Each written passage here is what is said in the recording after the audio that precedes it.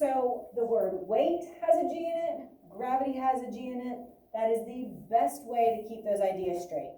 So weight is affected by gravity. Gravity is a force. Weight is the force of gravity pulling on an object. Okay.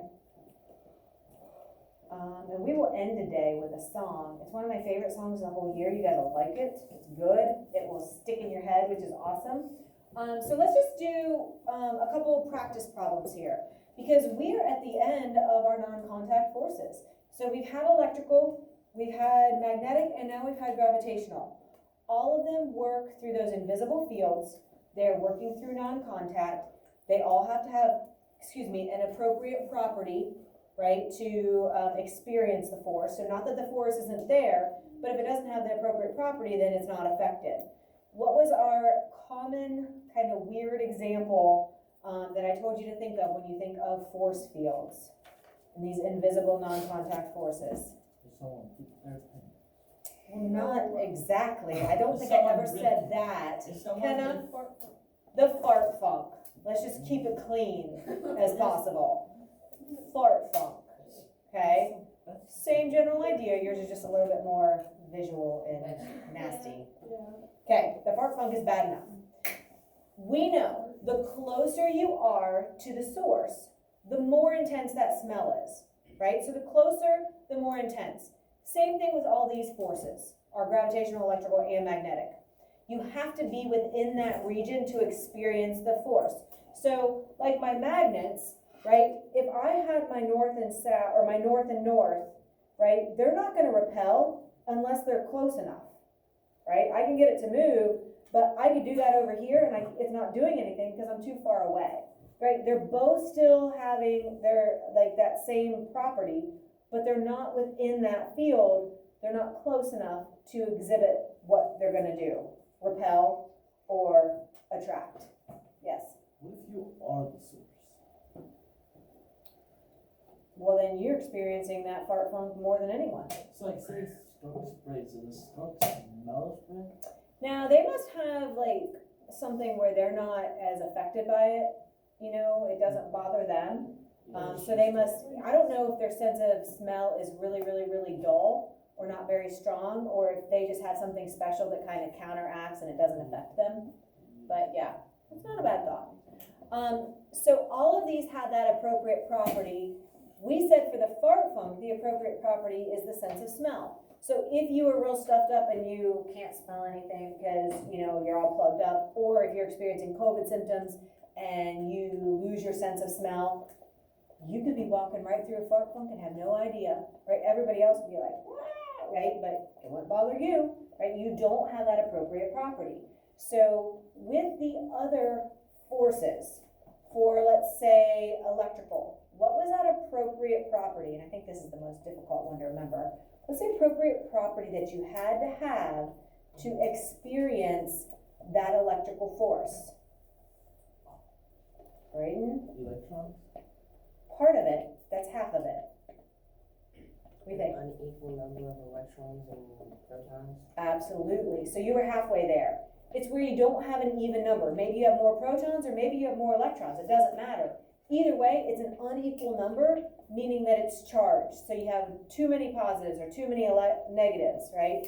And so that is what charge is. If something is not charged, it's not going to experience that attraction if they're oppositely charged, or that repulsion if they have the same charge.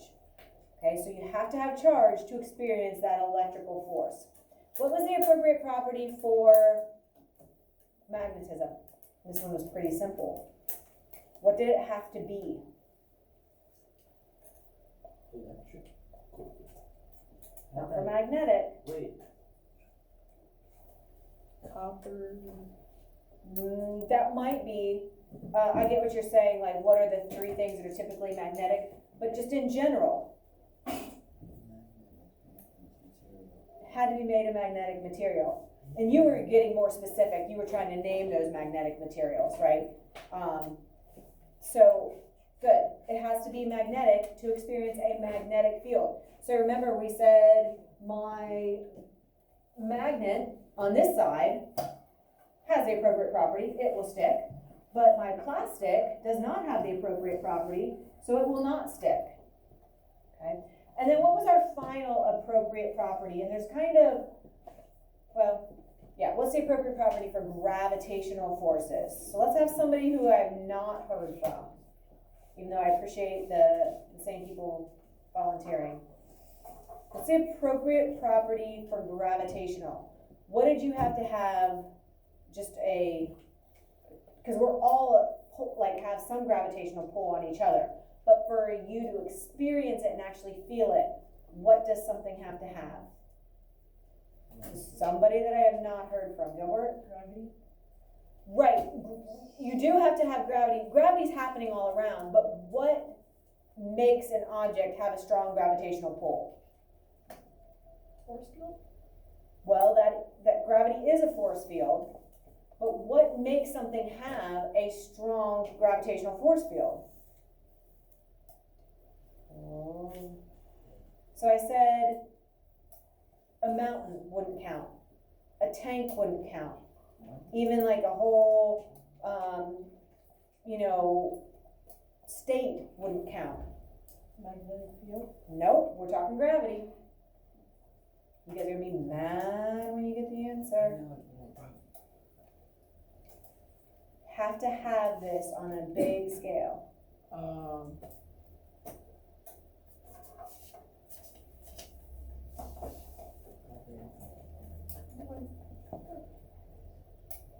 Braden? A large amount of mass.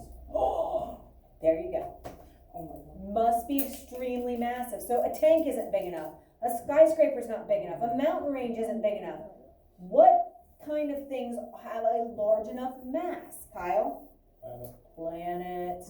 And so the bigger the mass of the planet or the celestial body, which is like the generic term, like, because it could be a star, it could be a moon, right? And those aren't planets, but they're up in space and they're huge.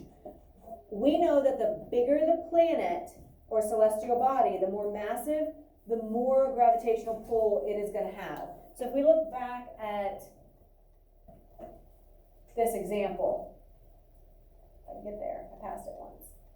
There we go. So we know, based on this, the mass is always going to stay the same because it's not affected by gravity, but weight is changing. So based on this picture, which one of these locations has the largest mass? Like, is the Earth the largest of all of these celestial bodies? Is the moon, is Jupiter, the sun? Which one is going to have the largest mass? Not where the person has the largest mass, but which location has the biggest mass? Wait, somebody else. Somebody I haven't heard from.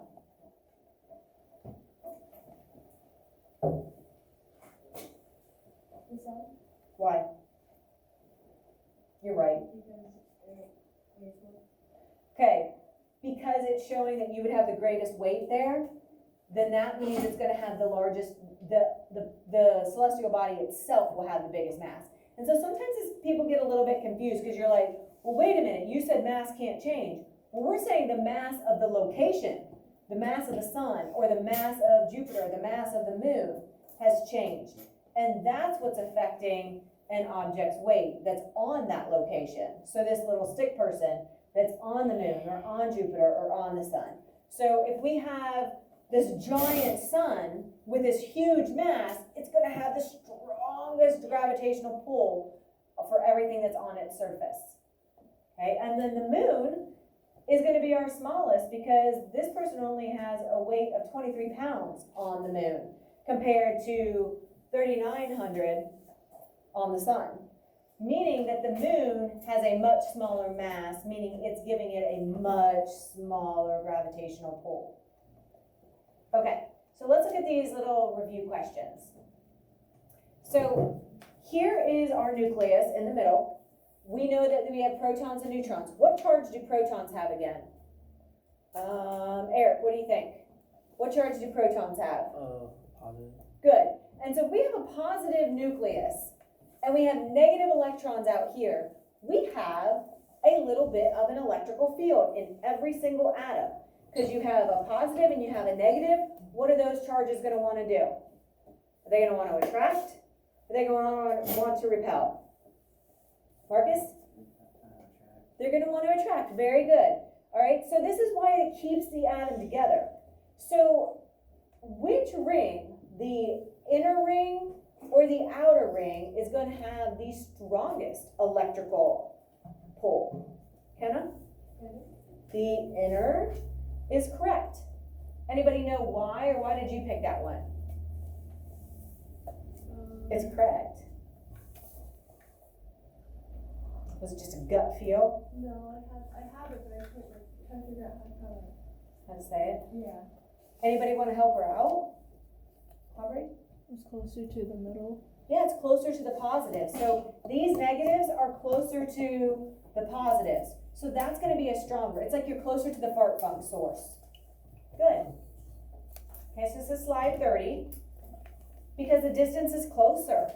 If you are in the outer ring, you're farther away. You're farther from that fart funk source. And so you just get like a little whiff and you're like, uh-oh, that doesn't seem good. But here, whoo, you are like in it. Your eyes are watering. You're like holding your breath, trying to get out of there. Good. Okay, now for magnetic forces. So where's our magnetic force going to be the largest? Like here or in this outer area? Hunter, what do you think? The middle area. Okay, you think in the middle area? I agree, right there in the center. So I don't know if you need to draw an arrow or put a mark. Good, and again, the distance is closer. So this is super attracted, super attracted, super attracted, right? All condensed. And remember when we looked at the iron filings and you could see like around the poles, it had all those filings really, really attached to the poles? That's because that's where the magnetic field is the strongest. And it's right there where everything is nice and close.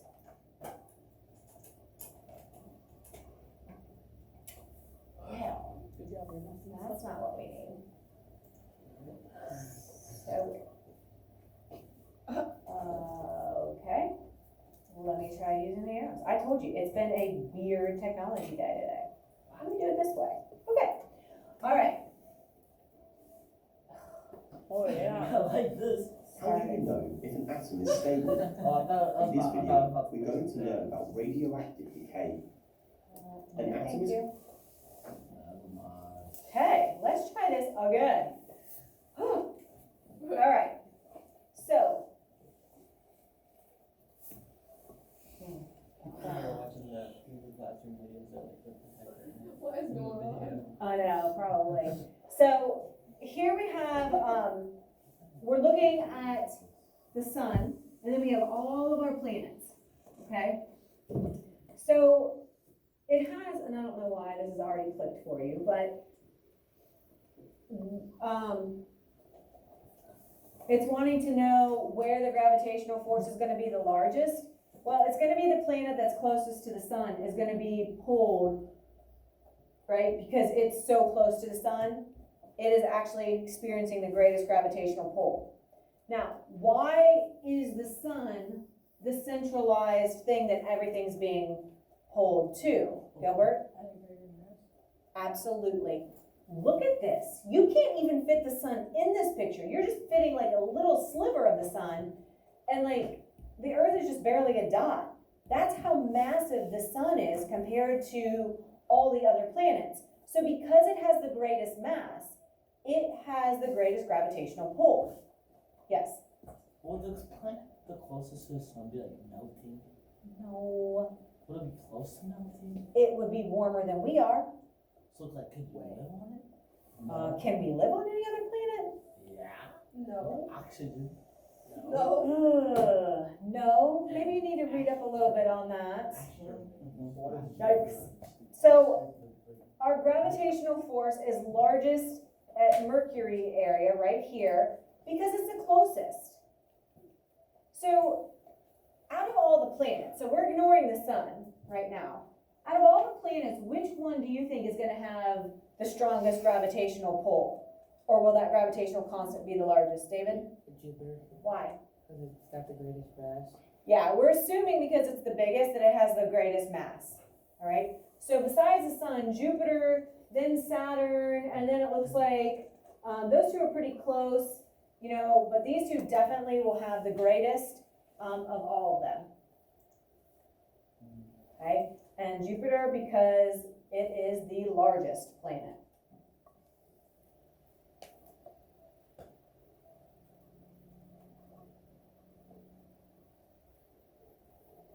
And I'm not trusting my clicking because the slide's a little off, so I'm going to just ask this question. Which set of balloons is experiencing the greatest static electricity? The top pair or the bottom pair? Kyle, what do you think? The bottom there, Why? because they're close together. They are closer. Okay? Do you see some kind of a pattern forming here? No. The closer, the more intense or the stronger. Okay? So, can moving forces that touch, like through contact, be the only ones that exert a force? Me pushing or me pulling, is that the only way that something can experience a force? No. No. We just learned about 3 that work invisibly. So hopefully you're all saying no, right? Touching forces, non-touching forces, all of those can exert a force. Just so happens this unit's been all about the non-touch, the invisible forces at work, right? So nobody is pushing down on our head right now to keep us from floating. Gravity is pulling us down invisibly, okay? And so if we look here, do we have gravity here on the Earth and the Moon? Yeah. Sure, definitely. Yes, they both do. But we know that because the Earth has a larger mass, it's going to be the larger gravitational force. That's why the Moon revolves around the Earth and not the other way around. And so, would you have equal weight on both locations? No. Yes. Ooh. No. Equal weight. So ask yourself, do they have equal gravity? No. No. So then they would not have equal weight. So you're right, Braden. So because the gravities are different, their weights would be different. Okay? So if I am on both locations, would my mass be the same? Yes. Correct. Good. Oh, sorry, got ahead of myself. So the Moon orbits the Earth instead of the other way around. Who can answer this, even though I kind of said it? Yeah, because the Earth has a stronger gravitational pull than the Moon does. And the reasoning is because the Earth has a greater mass. So even though the Moon has its own gravitational pull, it's just less than the Earth's. So it's going to respond to the Earth's gravitational field, keeping it in this orbit around the Earth.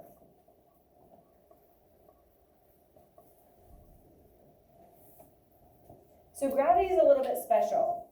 It works just like the others where it has distance. Like the closer you get, the more intense the gravitational field is. But then it also works with the mass of the object. So the more massive the object doing the attracting, the more gravitational force it will have. So there's really 2 variables, and this is going to become important later this week. There's 2 variables that affect gravity. So it's kind of like, almost like 2 appropriate properties in a way, right? It has to have one with a large mass, and the more massive it is, the more pull it will have. This total. Yeah, What if they both were at the same size? equal. So, You'd be equal weights, they'd be equal gravitational pull, and so really you'd have to like maybe have distance be different, and that would determine which one would pull you or not pull you. That's a good question. Good question. Okay, we are gonna end today, like I said, with one of my favorite songs. This is Mr. Edmonds again. It's the Sweet Caroline Looks like you. song. This will stick in your head and hopefully help you.